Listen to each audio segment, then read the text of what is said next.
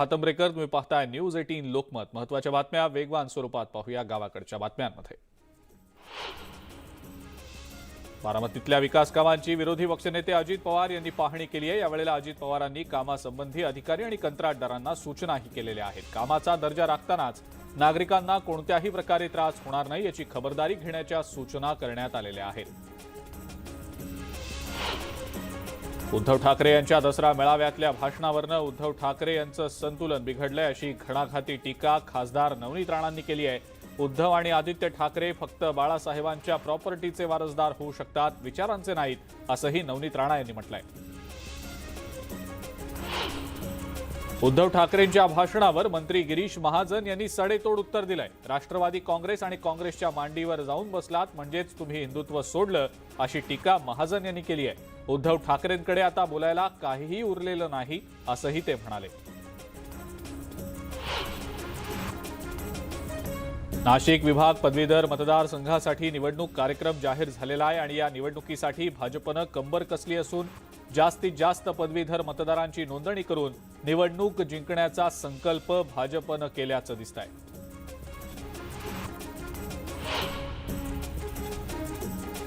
उद्धव ठाकरेंची सभा म्हणजे फुसकाबार होती अशी टीका रवी राणांनी केली आहे। उद्धव ठाकरेंनी बाळासाहेबांची विचारधारा सोडल्यानं 40 आमदार पळाले, त्यामुळे आता त्यांना हिंदुत्व आठवतंय असंही रवी राणा म्हणाले।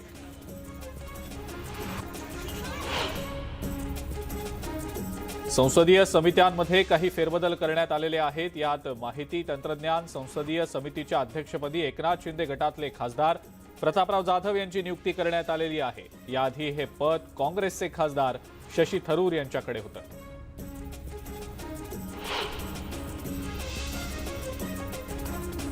हॅलोऐवजी वंदे मातरम म्हणायला सक्ती करणारा शासन निर्णय सरकारनं मागे घ्यावा, या मागणीसाठी दौंडमध्ये आंदोलन करण्यात आलं। यावेळेला सरकारच्या जीआरची होळी करत निषेध केला गेला।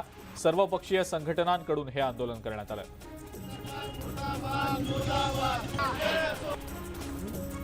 यवतमाळमध्ये जवळपास 15 दिवसांच्या विश्रांतीनंतर पावसानं दमदार हजेरी लावलेली आहे। मुसळधार पावसामुळे जिल्ह्यात अनेक ठिकाणी पाणी देखील साचलं।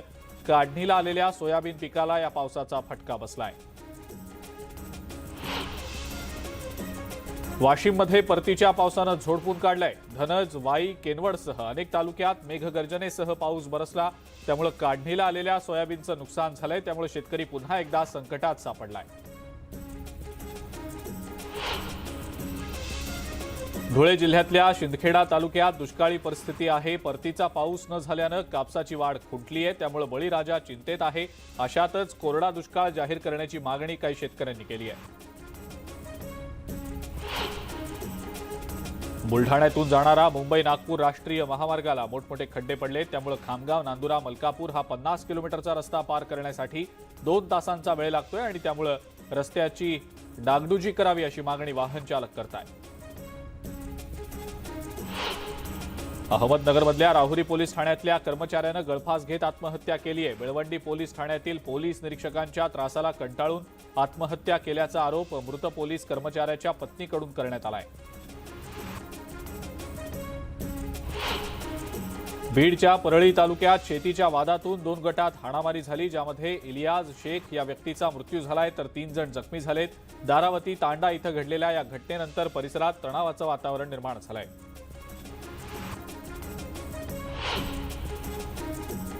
येवल्याजवळ पुणे इंदौर महामार्गावर दुचाकी आणि ओमनी व्हॅनची समोरासमोर धडक झाली। या अपघातात एकाचा मृत्यू झालाय तर 2 जण जखमी झालेत। जखमींना तातडीनं रुग्णालयात दाखल करण्यात आलेलं आहे।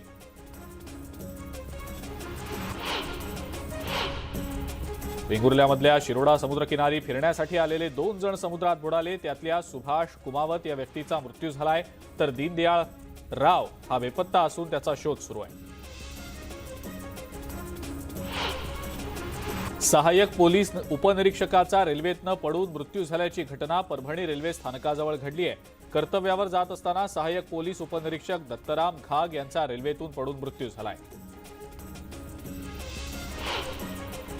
परभणीतल्या सेलू शहरात रायगड कॉर्नर, क्रांती चौक, जव्हार रोड, विद्यानगर या भागातनं चोरलेल्या 9 बाईक जप्त करण्यात आल्या आहेत। सेलू पोलीस अधीक्षकांच्या पथकानं ही कारवाई केली आहे।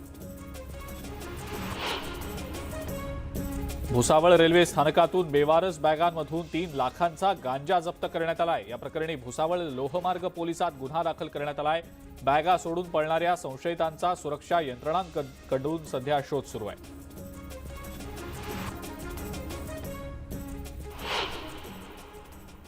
आणि यानंतर एक ब्रेकिंग न्यूज आपण बघणार आहोत। दसरा मेळाव्याच्या दिवशी प्रचंड ताण असून सुद्धा मुंबईची कायदा आणि सुव्यवस्था तसंच वाहतूक व्यवस्था सुरळीत ठेवणाऱ्या मुंबई पोलिसांचे मुख्यमंत्री एकनाथ शिंदे यांनी आभार मानले। कायदा आणि सुव्यवस्था अबाधित राखल्याबद्दल मुख्यमंत्र्यांनी मुंबई पोलिसांचं अभिनंदन देखील केलेलं आहे। पोलीस आयुक्त विवेक फणसाळकर यांना मुख्यमंत्री एकनाथ शिंदे यांनी फोन करून पोलीस दलाचे आभार मानलेले आहेत। ठाकरे गट आणि शिंदे गट या दोन्ही गटांचा दसरा मेळावा शांततेत पार पडला। कोणताही अनुचित प्रकार घडला नाही। कायदा आणि सुव्यवस्था राखण्यामध्ये मुंबई पोलिसांनी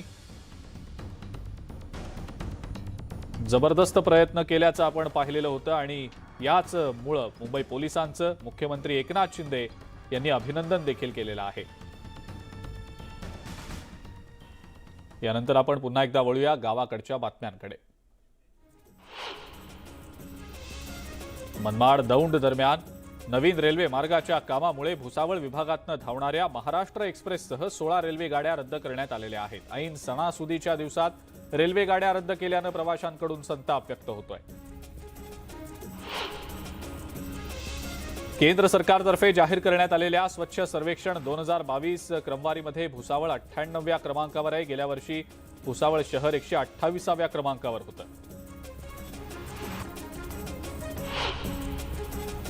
सांगलीतल्या जिल्हाधिकारी कार्यालयासमोर विद्यार्थ्यांनी आंदोलन केलंय। पोलीस भरतीत एनसीसीच्या विद्यार्थ्यांना 5% जादा गुण देण्याच्या परिपत्रकामुळे नियमित भरती होणाऱ्या उमेदवारांवर अन्याय होणार असल्यानं हा GR रद्द करण्याची मागणी विद्यार्थ्यांनी केलेली आहे।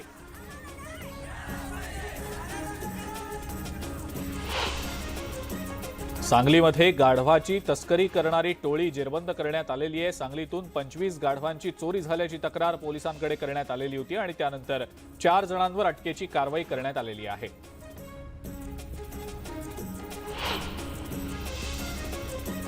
अकोल्यातल्या रुई गावात बिबट्याचं दर्शन घडलं, त्यामुळे ग्रामस्थांमध्ये भीतीचं वातावरण आहे। अशातच या बिबट्याचा तातडीनं बंदोबस्त करावा अशी मागणी गावकऱ्यांनी केली आहे।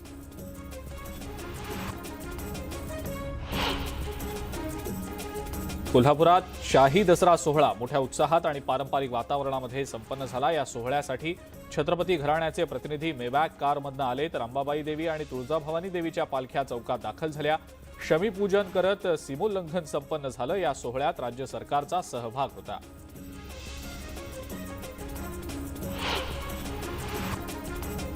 अकोल्यात विजयादशमीच्या अनुषंगानं रावणाच्या पुतळ्याचं दहन करण्यात आलं। भारत विद्यालय मैदान आणि तुकाराम चौक या 2 ठिकाणी पुतळा दहनाचा कार्यक्रम आयोजित करण्यात आलेला होता।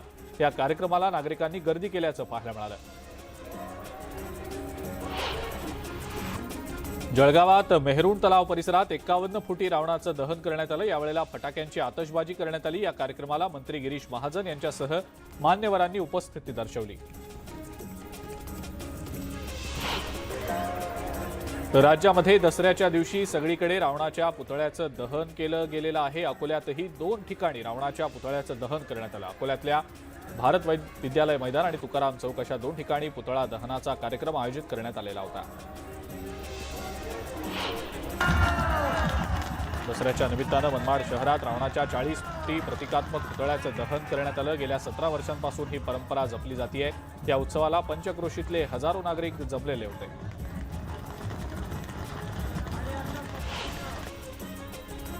धुळे शहरातील स्वामी देवराम हायस्कूलच्या मैदानात रावण दहनाचा कार्यक्रम आयोजित करण्यात आलेला होता। यावेळेला रावणाच्या तब्बल 60 फूट उंच प्रतिकात्मक पुतळ्याचं दहन झालं।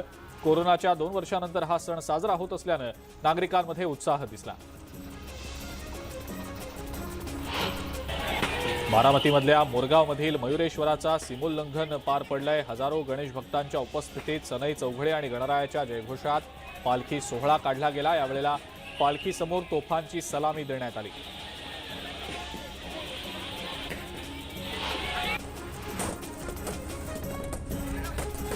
विजयादशमीच्या निमित्तानं मातृभूमी मित्रमंडळाच्या वतीनं भुसावळ टीव्ही सेंटर मैदानावर एकनाथ खडसे यांच्या हस्ते रावणाचं दहन करण्यात आलं।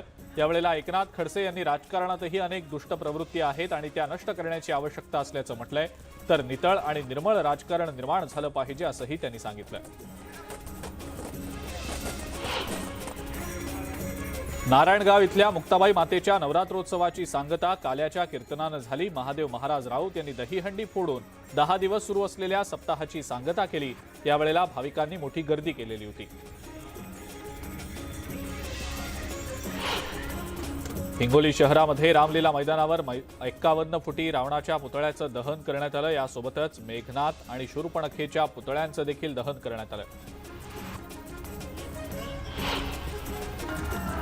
दसऱ्याच्या निमित्तानं मनमाड शहरात रावणाच्या 40 फुटी पुतळ्याचं प्रतिकात्मक दहन करण्यात आलेलं आहे। नाशिक जिल्ह्यातील ग्रामीण भागात मनमाडलाच रावण दहन केलं जात असतं।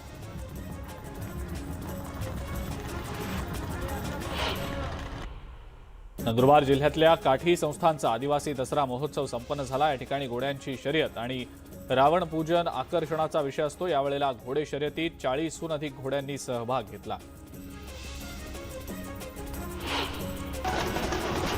नांदेडमधील सचखंड गुरुद्वारामध्ये दसरा सण आणि त्यानंतर हल्लाबोल उत्साहात साजरा करण्यात आलाय। 300 वर्षांपूर्वी शिखांनी जे युद्ध लढलं त्या लढ्याचं प्रतीक म्हणून प्रतिकात्मक हल्ला केला जात असतो।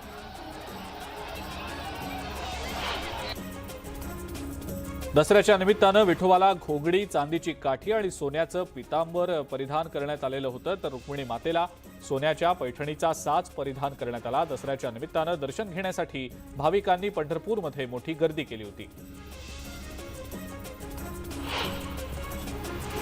सुवर्णनगरी म्हणून ओळखल्या जाणाऱ्या जळगावात दसऱ्याच्या मुहूर्तावर कोट्यवधींची उलाढाल झालेली आहे। जिल्ह्यामध्ये सुमारे 50 किलो सोन्याची विक्री झाली आहे। बुधवारी सोन्याचा प्रतितोळा दर 52,000पर्यंत तर चांदीचा प्रतिकिलो दर 62,000पर्यंत होता। औरंगाबादमध्ये दसऱ्याच्या मुहूर्तावर बाजारपेठेत 300 कोटींची उलाढाल झाली आहे। बुधवारी 804 चाकी तर 4000 दुचाकींची विक्री झाली आहे। त्यामुळे वाहन बाजाराबरोबरच सोने चांदी, इलेक्ट्रॉनिक मार्केट आणि रिअल इस्टेट मार्केटनं उसळी घेतल्याचं पाहायला मिळालं।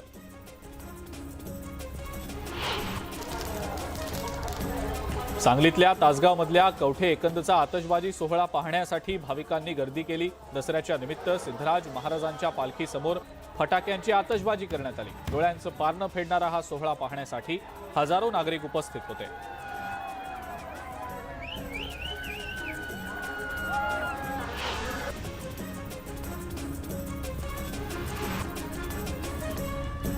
गोंदिया जिल्ह्यामध्ये यंदा 295 सार्वजनिक दुर्गा मातेची स्थापना करण्यात आली। त्यामुळे जिल्ह्यात 4 दिवस मातेचा विसर्जन सोहळा होणार आहे।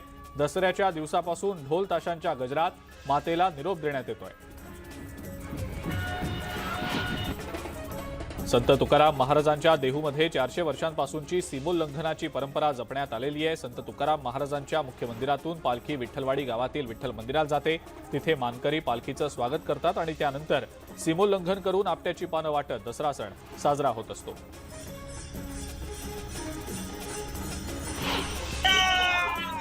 औंढा नागनाथ इथं विजयादशमीच्या निमित्तानं भव्य मिरवणूक काढण्यात आली। पालखीची विधिवत पूजा करण्यात आली। यावेळेला मोठ्या संख्येनं महिला आणि भाविकांनी पालखीची पूजा करत दर्शनही घेतलं।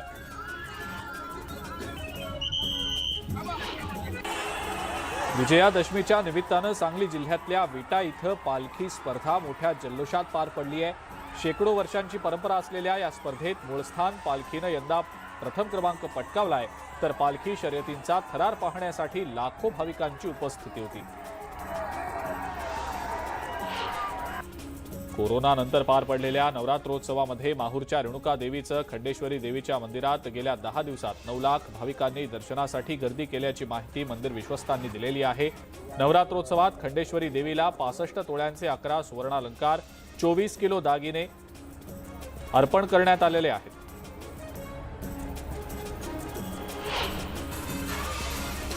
दसऱ्याच्या निमित्तानं पिंपरी चिंचवडमधल्या महिलांनी चक्क मेट्रोमध्ये दांडिया खेळण्याचा आनंद लुटलाय। संत तुकाराम नगर ते फुगेवाडी दरम्यान सेलिब्रेशन ऑन व्हील्स या मेट्रोच्या संकल्पनेनुसार दांडिया उपक्रम आयोजित करण्यात आलेला होता।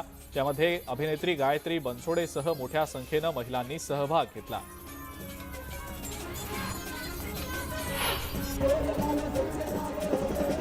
नांदेडमधील माजी मंत्री अशोक चव्हाण यांनी गायलेलं एक गाणं सध्या सोशल मीडियावर चांगलंच व्हायरल झालंय। नवरात्रीच्या निमित्तानं संगीत मैफिलीमध्ये त्यांनी हे गाणं गायलंय।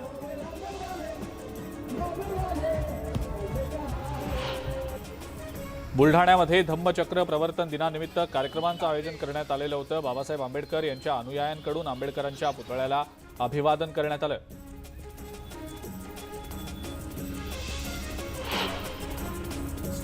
पिंपरी चिंचवडमधील आकांक्षा पिंगळेला यंदाच्या सर्वोत्कृष्ट बालकलाकार पुरस्कारानं गौरवण्यात आलंय। राष्ट्रपती द्रौपदी मुर्मू यांच्या हस्ते तिला हा पुरस्कार प्रदान करण्यात आला। आकांक्षानं सुमी चित्रपटात केलेल्या भूमिकेसाठी तिला हा पुरस्कार देण्यात आलाय।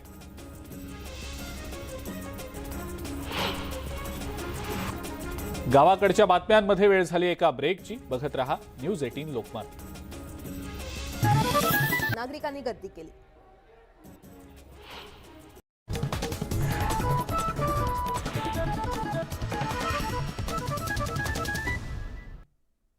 ब्रेकनंतर आपण इतरही काही महत्त्वाच्या गावाकडच्या बातम्या पाहूया। नगर कोपरगाव महामार्ग राजकीय हस्तक्षेपामुळे पूर्ण होऊ शकला नाही असा आरोप पालकमंत्री राधाकृष्ण विखे पाटील यांनी केला आहे। या महामार्गाचं पुन्हा सुधारित टेंडर काढलं असून त्याचं काम लवकरच सुरू होईल। येत्या 10 ते 15 दिवसात या मार्गावरचे खड्डे बुजवण्यात येतील असं आश्वासन विखे पाटील यांनी दिलेलं आहे। हिंगोली जिल्ह्यातल्या अनेक भागांमध्ये वादळी वाऱ्यासह पावसानं जोरदार हजेरी लावली।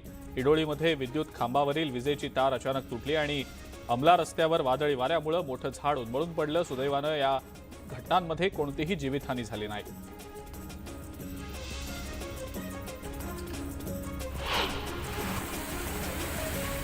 बुलढाण्यामध्ये पावसानं दमदार हजेरी लावलेली आहे। खामगाव, नांदुरा, शेगावसह जिल्ह्यात पाऊस बरसलेला आहे। यामुळे हवेत गारवा निर्माण झाला तर वातावरणातल्या बदलामुळे आरोग्याच्या समस्या उद्भवण्याची शक्यता वर्तवली जाते।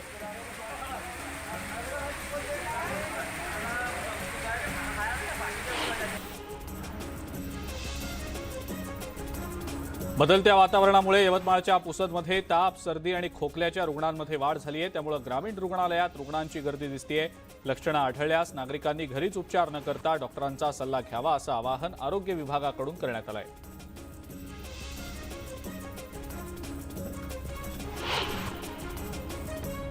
मालेगाव शहरात मोकाट जनावरांचा सुळसुळाट झाल्यामुळे नागरिकांना वाहतूक कोंडीच्या समस्येला तोंड द्यावं लागतंय। जनावरांच्या झुंजीमुळे काही नागरिक जखमी सुद्धा झालेले आहेत। वाहनांचं देखील मोठं नुकसान होत आहे। प्रशासनानं या मोकाट जनावरांचा बंदोबस्त करावा अशी मागणी नागरिक करतायत।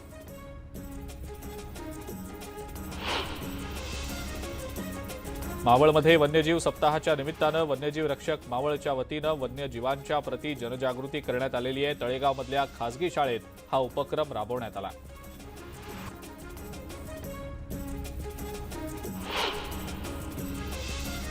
आणि या सगळ्या महत्त्वाच्या बातम्यांसोबतच गावाकडच्या बातम्यांमध्ये वेळ झाली आहे इथंच थांबण्याची। नमस्कार।